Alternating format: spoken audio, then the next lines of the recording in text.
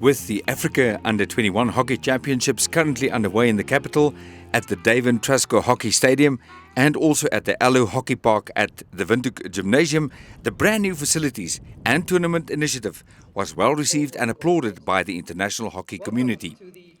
At the opening ceremony of the tournament, the world-class facilities were internationally inaugurated, with the African Junior Championships taking place in the capital over a 10-day period.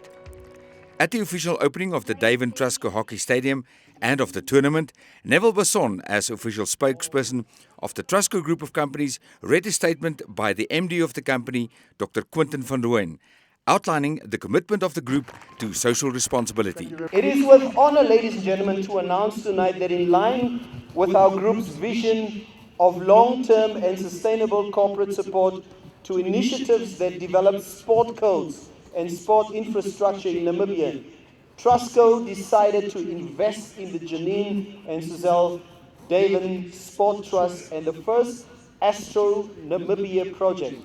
This spectacular AstroTurf development is the direct result of a long-term commitment between Trustco and the Janine and Suzelle Davin Sport Trust.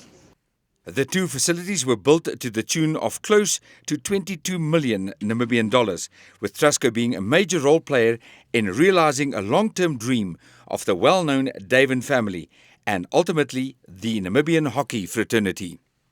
For the last 20 years, everybody spoke about, yes, we're going to get an Astro, and then about 2-3 years ago, we as the trustees of the Janine and Suzelle Davin Trust came together and we made a commitment and said, yes, let's go for it.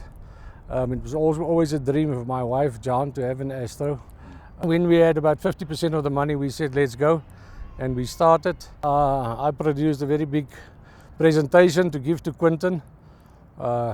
We walked on the field. Quinton said, how much money do you need? We said, we need 1.5 million. Quinton immediately said, let's go. On Wednesday, the two favourites of the tournament, South Africa and Egypt, went at each other's throats in every sense. It was only until South Africa opened the account just before halftime. A very distracted and emotional Egyptian team were on the receiving end of a second goal that clinched the game for South Africa 2-0 late in the second half. The competition served as qualifiers for the 2016 Junior World Cups to be held in Chile in November for men and the Women's Championships in India in December.